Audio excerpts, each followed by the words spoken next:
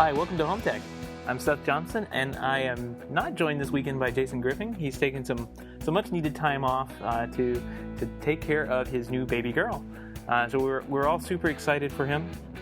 Instead, this week I'm joined by Mike Wolf of Technology.fm. He's the guy behind Next Market podcast as well as the Smart Home Show, two of my favorite podcasts. So if you head over to Technology.fm, you'll find those two podcasts as well as HomeTech.fm listed on there, and there's also a ton of other podcasts that are gonna have that technology vein. And Mike's the guy that curates all those, keeps up with them. So definitely head over to Technology.fm and subscribe to everything you see there, because there's some really good podcasts. But Mike sat down and joined me today and just to talk about the news and to see how things were going in the Internet of Things landscape. So without further ado, let's chat with Mike. Mike, how's it going, man? I'm doing good. I love your guys' show, and thanks for inviting me on. And I can't wait to talk about some stuff. And actually, the most important news of the week, I think, is the reason why Jason's out, right? Yeah, definitely. He's super excited, and I think everybody should just quit what they're doing right now. Go over to Twitter. If you don't have a Twitter account, you should create it and tweet him congratulations. His handle on there. I say handle because I'm way old school, right? So his Twitter handle is @JasonGriffing, and just he'll get a kick out of it. He's a big Twitter guy too. So, well, has he signed up his kid for a Twitter handle yet? I know some people would get their kid's Twitter handle before they're born now. So he I don't know. I haven't asked him. He probably has. I kind of hope he hasn't yet. I mean, it's a little early. Right. No. He's been super busy. I get sporadic text messages from him every now and then, and I know those first couple of days are just kind of no sleep, and just waking up in the middle of the night, all hours of the night. So we're just super happy for him, and want to extend our best wishes, congratulations to him. Yeah, and I'm glad to give him a little well-deserved relief. And I'm sure hopefully his wife is happy too that he's not recording a podcast, because there's probably more important things to do at this point. So. Right, exactly. Well, Mike, it looks like we're kind of rounding the corner here into the end of the year, and that brings along kind of the CES news that comes out for the Consumer Electronics Show in 2015. And there's been a ton of speculation recently about HomeKit specifically taking kind of the stage and being what everybody's going to be talking about this year. Yeah, and I feel like Apple probably should do something in terms of some sort of announcement or whatever, because here's the thing. Apple doesn't go to CES. They are a company that has said that they don't need to go to CES, and eventually Microsoft followed their lead, and Microsoft really doesn't go to CES anymore either. They go there, they're meeting and having meetings, but they don't have big giant booths. But I feel like if HomeKit's going to have a coming out party of sorts at CES, I feel like Apple needs to do something in the interim, say, here's where we are with our partners, and now we're going to have our partners go and show their wares at CES. Because I feel like it's still very, okay, they had their big announcement. They didn't really do a whole lot with HomeKit at the last, when they unveiled the new iPads at the last big shindig they had. So I just feel like we're kind of in this weird place with HomeKit. I know that, we had this interesting news from iDevices, I think about a week or two ago, where they came out and said, hey, we're investing $10 million in HomeKit development. And I go, man, that's a huge number. But then they got to the number by how many employees they hired and stuff. But irregardless, it was kind of interesting because iDevices came out and said they're coming out with a product, but they also developed this essentially development platform in a cloud. And I liken them to, if you've heard of Electric Imp, they're kind of like an Electric Imp for HomeKit, I feel like. That's what they're becoming. And then, I'm just hearing from some other guys that were launch announcement partners with Apple around HomeKit, Skybell and these other guys. They're all heads down, but they're definitely going to be having some things happening by CES. So I know that's a long kind of rambling answer, but I feel like we're in this weird place with HomeKit, but we're definitely going to see a big presence at CES. Yeah, I think we've been feeling that too. It just kind of died off, and there's no more news to be had about it. But it's one of those things that's just it's there, and I think the excitement that came from a vendor like Apple or a company like Apple having an interest in home automation, I think all these startups like you're talking about just they've gone heads down and they're trying to get everything they can done, maybe for CES and maybe for a little bit later on. But it seems interesting that CES is right around the corner. We're not hearing much from very many people, but I do know a couple of people, and they are kind of just plugging away, trying to get things done. I see their Twitter accounts and kind of watching them from the outside, and yeah, they're definitely working as hard as they can to get a company off the ground before this thing launches. Yeah, and I think that, I mean, they've had, I mean, Apple's quietly working with these guys, and it's a big thing. I mean, I think HomeKit requires, from my understanding, a special piece of silicon. Like, so every HomeKit device that is built, it's going to have its own unique piece of silicon. And my understanding is for security. So there's a lot going into this, and I think they're kind of building out the processes and the infrastructure and working hand in hand with these guys. But I just don't think it was like something you could turn around quickly. So, but my feeling is, if they're going to have this big coming out party with their partners at CES, Apple, are you going to do something in between? Because I don't feel like they should have everyone have their coming out party and Apple doesn't do anything before then, right? Right. Yeah, I chatted with a developer that it seems to have reverse engineered it already for, I guess he's written a Mac program. He's put it up on GitHub, as a hacker does, And I was talking with him, and he said that it doesn't.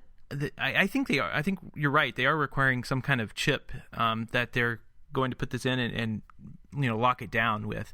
But he was saying that it's basically Bonjour, which is their auto discovery protocol that they license, and some kind of encryption. So maybe that chip does both at the same time. I'm not sure. Thought that was interesting that you can do it in software. Yeah. Yeah. I mean, it's so interesting that it is Bonjour, which is kind of like, that came out, around the same time that UPnP and DLNA was coming out. And we've yet to see the non-Apple world take these old technologies and say, we're going to make these kind of a Internet of Things or smart home technology, which is surprising. They've kind of all going to clean sheets of paper, but Apple is kind of using what it knows already in its old technology. Maybe it was better architected, and saying Bonjour. If that's true what you're saying, if Bonjour is kind of the foundation, I think that's interesting. Yeah, it does work. I mean, the AirPrint and all that stuff has a Bonjour component. If I remember correctly, you can kind of, there's a little Bonjour browser that you can launch and see all the stuff that's on your network that supports Bonjour. So, I guess if it's not broken, why reinvent the wheel on it? And they've been licensing that thing for years, so they probably know how to do it right. I guess we could move on and talk a little bit about some hardware that we have coming out here. This week, looks like Blossom Smart Watering Controller came out and is now available. Yeah, and I used a shameful title for my last podcast episode because I actually talked to Blossom yesterday, and I turned it around quick, and I called it a very special episode with Blossom. So it was a Blossom reference. But anyway. Nice. Yeah, so, but, the real reason I talked to them and I paid attention, because and like you guys, I think, I'm becoming increasingly cautious when talking to companies that are coming out big with the Kickstarter campaign, because I feel like there's so many failures, and oftentimes, like I say, it's like it's more like notes on a napkin than a real business at some point. But right, if you look at the pedigree, so I have kind of a checklist. So if they have a product that they would be coming out regardless of the Kickstarter, that's one that's important to me. And then what is the pedigree of the management team? And so the real reason that they came to my notice is I got an email from Matt McRae, who's the CTO of Vizio, who's an old friend of mine. He used to work I know him from the Linksys days, and he's the chairman of the company. And so I thought, okay, that's like a big, that's like a big checklist item for me. Like, this is a guy has like multiple patents to his name. He's the CTO of a big TV company, and he's now doing a startup called Blossom. So I think, okay, they're worth talking to. And so I talked to them yesterday and just kind of heard a little bit about them. And I asked them, how they're different from Rachio, and you can listen to the podcast to find out. But because Rachio is a similar idea, like this kind of connected smart home irrigation system where you can kind of control the watering of your lawn, et cetera. But what was interesting to me about them is they actually are using HomePlug as a technology. And I think I'm going to write some more about HomePlug, because I feel like it's this technology that's coming back from the dead a little bit. And I don't know if you're as big a fan of HomePlug as me, but I've just almost replaced Wi-Fi in my home for streaming with HomePlug, just because it just works so much better. Because I continuously have Wi-Fi issues. I've never actually. Is it a power line thing? I've never actually heard of it. Yeah, so HomePlug is it's networking over power line, and it really kind of it's weird because like it was created like 15 years ago, and they're on their third generation. But you could buy HomePlug adapters on Amazon and just go read the reviews. Like, people love it. HomePlug is actually more popular in Europe than it is in the US, but it's still pretty popular here. And you could buy HomePlug adapters from Netgear and from Linksys, but yeah, it's much better reach, right? So you could reach across a giant house, and I don't necessarily have a giant house, but I have a lot of walls, 2 levels, and Wi-Fi doesn't reach that far. It doesn't do a good job streaming video, but HomePlug is seamless. So, anyway, so they come out with their device that has HomePlug and Wi-Fi, and so I just think it's interesting. And then another interesting, I guess, subplot to their story is I just see more and more people doing interesting things around water. Because I feel like energy and lighting and all that was kind of the first wave of smart home in terms of these new kind of DIY companies. But I feel like I'm seeing more and more action around just water usage in the home. And I think that's going to be a big thing for 2015. Yeah, I've noticed that too. It's kind of an older technology, Water Cop. I don't know if you've ever heard of them. No, I haven't. It's basically it's not a smart device at all. It is a little wireless system that you can install, and we've been doing this for years here in Florida. And you put these little sensors around the house, where a water leak may occur, like under a sink or hot water heater, that kind of thing.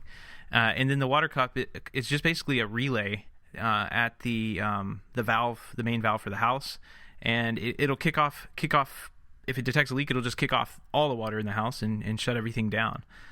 So to me, it's kind of like, all this stuff is kind of rolling back around, and we're seeing things that have kind of been dumb devices out there, kind of being integrated into the house, and definitely a smart home sprinkler controller is one of those things. And now that I have my house, I'm definitely looking at one of these types of devices. It's gonna make it a little tougher because I was looking at Ratio.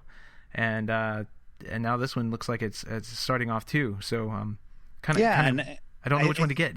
Yeah, so you have more choice here, and we're going to bring the story up later, but I'll just mention it now.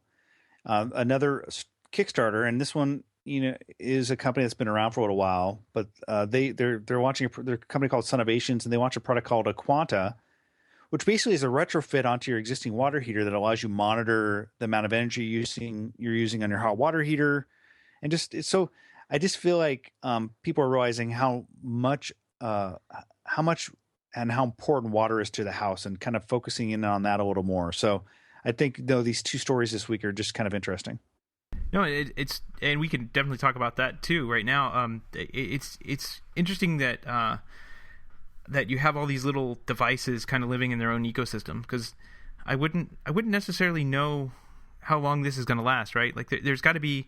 Maybe HomeKit is kind of one of those bridges, and maybe there's something else that just doesn't exist yet that bridges all of these devices like this together, and kind of gives you just a broad overview of your water usage and how much energy went into heating the water heater and that kind of thing, kind of in a dashboard, I guess.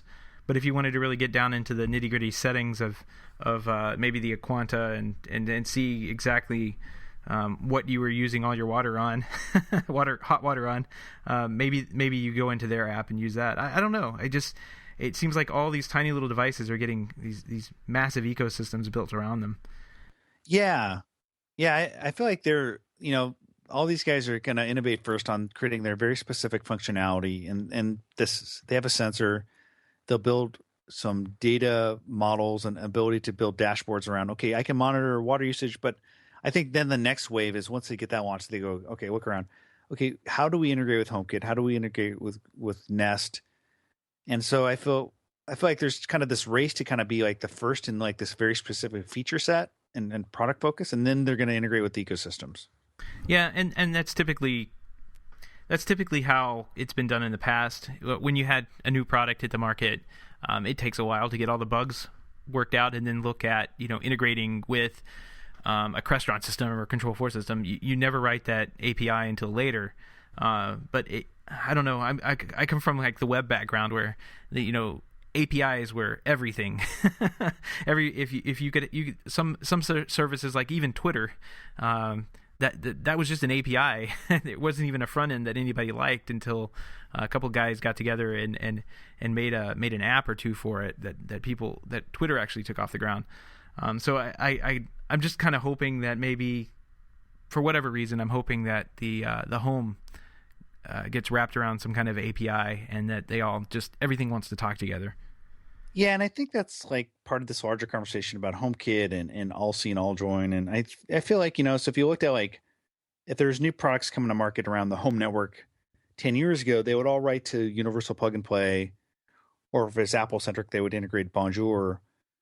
I feel like that'll happen eventually in maybe a year or two. So a Quanta, if it's launching a year from now, it might come to market now and it not be integrated with HomeKit, but a year from now, that'll probably be a different story. So hopefully what you're hoping for is like all these, I guess, software frameworks that have APIs will mature a little bit. And then the companies doing the innovation around new product kind of focus point products will be integrated out of the gate. Right. This Aquana thing looks pretty cool. It's just a little box that installs on top of your water heater, and then it looks like you take a valve off. So there is some DIY. There's going to be some tools involved in getting this thing up and going.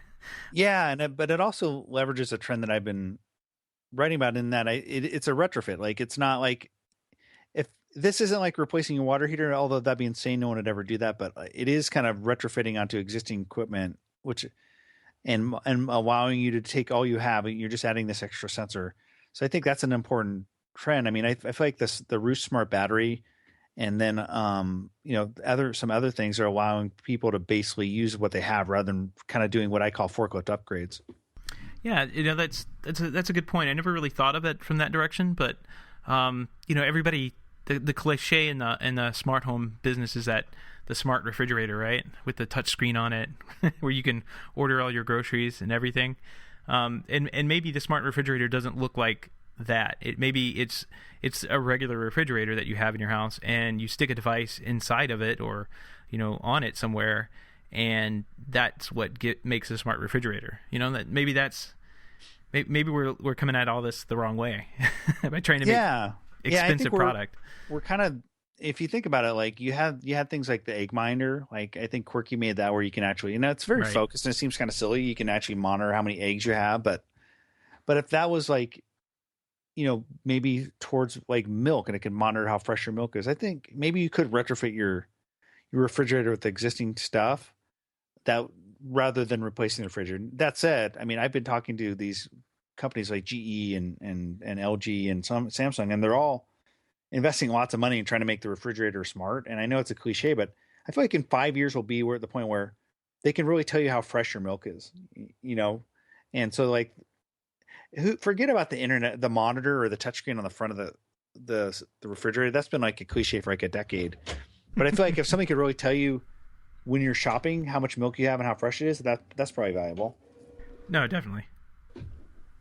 They're printing again, aren't they? And someone's printing again. Like, you could just keep this in, like, if you want. Someone just decides to print next to me during podcasts, apparently. So that's awesome. So all of these devices eventually will talk to a controller, or maybe not. But one company came out this week with a new controller that might not be as new as what people were hoping. But it looks like Vera came out with a new, what they're calling the Edge controller. Yeah, I saw that. I saw the article. And actually, I saw the timeline on Facebook where they have a very active support guys writing about what's the difference. So Vera does a pretty good job on their Facebook page, but it looks like basically it's just a little bit faster, a little bit more memory. But I also saw one of the main differences is it actually has a faster form of Wi-Fi, but it didn't move to 802.11.AC, which I thought was interesting. So yeah, it seems like more just iterative upgrade. It's not like this thing with a lot of new functionality. Yeah, a lot of the people on there were saying, it's just a Vera Lite with black plastic wrapped around it than green. But, from an engineering standpoint, I completely understand kind of getting locked into hardware that you have out there, that you have to deal with older hardware and older drivers and older software And sometimes you just want to iterate your hardware and get it up to speed to where you think it needs to be, so you can introduce a new feature later on. And maybe that's what they needed to do with this the Vera Edge. But it doesn't cost very much. I think it was $179 in the U.S. Yeah, but I'd have to ask you as an integrator, is that a product that on the low end integrators will install? Because it feels like it is obviously some DIY from a price point perspective, but is it a product that you also see some integrators building around? I've seen a couple. I know that they have an integrator program, both in the U.S. and overseas, but I don't know of any. The most that we talk about are things like Control4 and Crestron and that kind of thing. But the Vera, we've actually used Vera in conjunction with Control4, so as a bridge over into Z-Wave devices.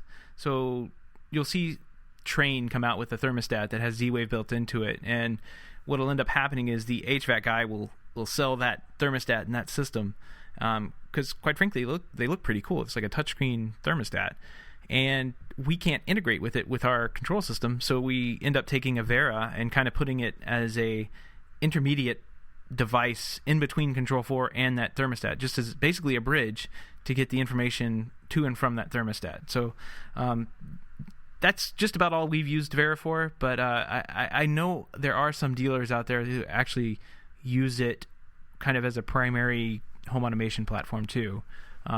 They may not be as big as what we do, but they need something to go to, and they need something that they like to tweak, and they'll use Vera. Vera is an interesting company because I feel like if you've talked to them, they were really developed at first at the outset to create a software framework, kind of a platform, kind of like almost like if you think of like a Zonoff. Yep. But they built Mi Casa Verde. They built their own hardware to kind of show that it works, and that became a real business. And it's actually, I think, still bigger part of their business now. But they're getting a lot of people now to build around the software that Vera is based on. Yeah, and I know that they are. It's one of those tweaker type. Well, in the past, they've traditionally been one of those tweaker type, prosumer hobbyist kind of devices. In so much in the fact, I think that you can get different, like iPhone and Android apps that work and integrate with it as well. So you don't have to have like the main Vera app, the one that they ship. You can use something else, which I think is really cool because a lot of times people on the sidelines may have a better interface idea, or they may want to do something a little bit different, and you may like that a little bit better than what the manufacturer puts out there. And I always like that because it just kind of it gives you the consumer or you the end user the most options, I guess, is what I'm looking for. And that's kind of why I've always liked Vera as a company. Mi Casa Verde, the old name of it, but I've always liked what they were doing with that product. Yeah, but I think that word, like when I hear the word tweaker, I feel like it's kind of a maybe tweener. Like they're like in this weird space in that they're not like seen as like this ultra low cost like smart things or like a Wink type of DIY solution. They're a little bit higher and they're a little bit more. They're a little older, so that they're kind of maybe tailored more towards like maybe the enthusiast that was knowledgeable. So I feel like I don't know if they're. I hope this doesn't happen, that they're kind of left behind, because I think it's a cool company and they're doing some cool stuff, but I feel like they're not getting the type of name recognition that some of these other companies are. Oh no, I completely agree. I mean, it's I don't know if it's just a difference in like marketing campaigns, but I think Vera can do or has been doing more, the same if not more than things like companies like Smart Things, and they're not getting, like you said, they're not getting their time in the spotlight. I'm not sure why that is. Maybe it is the way things get set up. To me, the Vera system's kind of easy to set up, but Smart Things is pretty simple too. So maybe that's the real issue. Maybe they were just like 2 years too early. Like if they came 2 years later, they would have been the Smart Things. Right. Everybody would have been talking about Mi Casa Verde and not Smart Things. Well, if it's what do you think of the RO camera? Do you have a network camera? Do you have like a drop cam or what do you use in your house? I'm looking at these Arlo cameras now. I don't have anything like this. We at the office we have some cameras that we use, but I really like this. thinking about picking up a couple. Yeah, I've been using a Simply Cam, and I actually like it. It's pretty cool camera, and I think they're gonna have some news at CES. But they're the company that came out and said we have face detection technology, so they don't have face recognition, but they have face detection technology. And I thought that was kind of interesting differentiator. But we have some news here this week that Netgear announced their Arlo camera.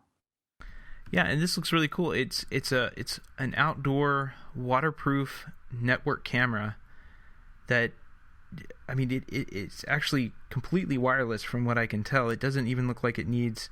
No, it runs on a set of replaceable batteries, so you don't even need to run any power lines to it, which was always my joke when people came to me and asked me, I need a wireless camera. Well, you still have to have a wire because you still have to plug it in somewhere. But this one's completely different. It's waterproof, so you can stick it outside. They have a picture of one kind of stuck on a stick. I guess it signifies you could mount it in a tree if you wanted to and face it out. And I guess it just looks for motion and triggers on motion or something, and then will record a little thing and send it over Wi-Fi to you. Yeah, and I was looking at this article on The Verge, and I thought, okay, you have to kind of figure out what they're always talking about here, because it said 4 to 6 months of battery life, and I thought, that sounds impossible with Wi-Fi and video. Like, those two combinations just speak of power consumption to me. Right. But then I think they said how there's like an additional, if you use an additional base and it doesn't connect directly to the router, that's how it conserves the battery using low power Wi-Fi, I guess. Which is pretty cool. I mean, I can think of a number of ways this would be useful for people who may want to just toss a camera out in the backyard to see what critter is getting into the garbage can, or maybe they have a neighbor they want to keep an eye on for a little bit, you know? Like, they could just toss a camera out there and see who's trespassing across their lawn at night. And for, I think it's like $349. Like, that's not an expensive investment for something. Two. Yeah. It comes with two. Oh, wow. Really? So, yeah, just toss a couple out there. And then you don't have to, you could do that, set that up and have them sitting out there for that little amount of time, at 2 or 3 weeks, and then bring them back in and use them in the house as, plug them in and use them as, home monitors, and they connect right. It looks like they upload the video out to the cloud, of course, and there's a nice little app that accompanies it, and you can kind of see what's been going on. Yeah, I can't wait to try this one out, because I feel like, and hear the reviews, because if it really does have that type of like battery life, that's impressive. Because I have a feeling that it just seems like video over Wi-Fi, 4 to 6 months on a set of batteries. If that really works, that's impressive. I wonder what kind of batteries they're using. I don't know. So you're really techie car here. Batteries? Yeah, it's like a set of car batteries. You're gonna need a diehard for this one. So yeah, I agree. It's a very, very cool product. Looks really good too. Like, very good industrial design on it. It doesn't look like it would stand out very much if you had it sitting in your house. Maybe it would. I don't know. It kind of looks like a security motion detector. But you could kind of tuck this away and have it as a security camera inside the house too, and I don't think anybody would notice or complain about it. Very cool. So it looks like Zigbee has released their new 3.0 standard, and that is interesting because it looks like it's basically they've kind of want to summarize all of the other standards that were part of Zigbee before. So I'm going to read a couple of these that they have on here. Home automation, light link, building automation, retail services, healthcare, and telecommunication standards. So those are like all different versions of Zigbee that are all a standard. And I think Zigbee HA is used by most home automation companies. So that's Zigbee Home Automation. But now it looks like they've figured out that this is all pretty much the same stuff. You're automating a building, so let's put it all together. And I don't know. I think we talked a little bit about this kind of before we started recording, and it seems like Zigbee is just kind of like the last to make any moves and the last to really, I don't know. It seems like, I think you said it best, if you were to pick one that is not going to be around in a couple of years, maybe 5-10 years, it might be Zigbee. And I kind of feel the same way. It doesn't seem like a very innovative platform. Maybe it is. I don't know much about these wireless standards, even though I deal with Zigbee every single day when I work on Control 4 equipment. I don't know. I don't really understand why it doesn't have such a massive following. Like if you think like Insteon or Z-Wave, I would follow those and keep up with those types of protocols a little bit more than I would Zigbee. Yeah, I think the most telling quote from this article from CE Pro, which I think we're referencing, is the guy says, the lessons from the Alliance members when taking products to market around the world that would have allowed us to unify our application standards into a single standard. They're basically talking about how they need to unify at the application layer rather than having a bunch of different software profiles for all sorts of different types of end-use applications. And that's really been the problem with Zigbee is like you had to kind of lower down the stack. You had the same foundational technology built on 802.15.4, but then you have these software profiles that allowed it to be like maybe it's a remote. I mean, this company out of Europe, Greenpeak, talks about their Zigbee story and how they just have millions and millions of Zigbee chipsets in the U.S. Well, they're all in remote controls by Comcast and Time Warner, but they aren't doing any sort of smart home stuff. Imagine if all those Zigbee chips were, ready to do smart home stuff. So like you bought like a Zigbee device and then you could control with your Comcast remote. How cool would that be? But no, you can't because Zigbee didn't do a good job at the beginning and it's a kind of a mess. So I think they're kind of learning the lesson. The question is it too late? So are they going to be able to adjust to where they can fight back against, the Threads of the world and the Bluetooth Low Energy and all these other technologies that have evolved faster and seem like they're in a better place to maybe build around the smart home. Yeah, I kind of feel the same way. I just wonder if it's too little, too late. I think the most telling quote actually is a little bit further down the page, though, and it's one of the comments. It's actually the only comment. Oh no! It's a guy that says, it had better interoperate with Thread if they hope for any traction. And it's hilarious because Thread is a completely different. Well, it's built on 802.15.4, but it's a competing standard. Yeah. And I think it was ominous when Thread came out that like a couple of the key Zigbee chipset providers were founding members at the Thread right Thread group. Like that is like kind of scary if you're Zigbee. definitely. It's just I don't know. It's funny that it's taken them this long to realize that maybe they shouldn't have a shotgun approach to this, and maybe they just needed to whittle down and kind of focus on what most of their users are I guess their alliance group members are doing. But hopefully I don't know. Hopefully they come out and gain some traction and move along. But I think things like Thread are probably going to be where we end up with home automation communication standards.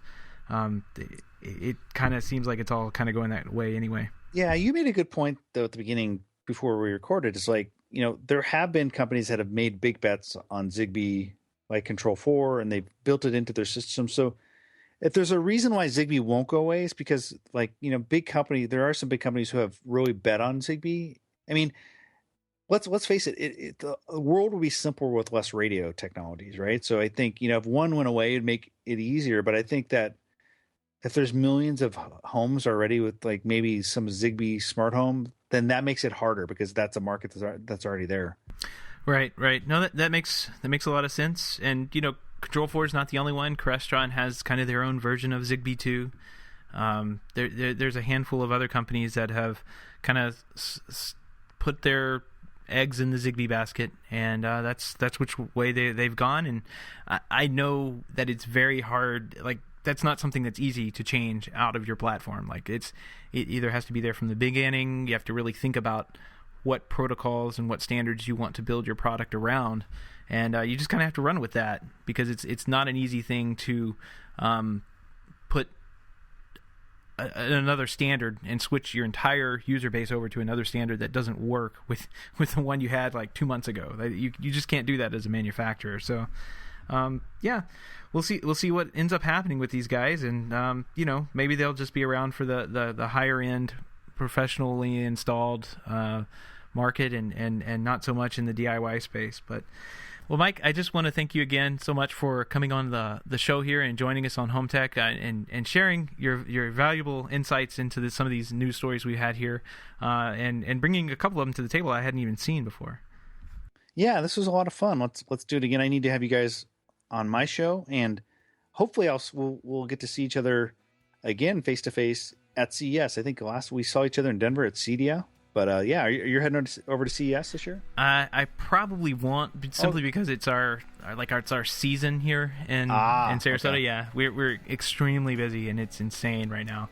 On top of that, I will probably be remodeling a house, trying to move in. So I won't be out at CES this year, but I'm not sure about Jason. I kind of have a feeling he's going to have his hands full too. So yeah, his wife, she's like, "You want to go to Vegas?" Right, to Vegas of all places. Are you now?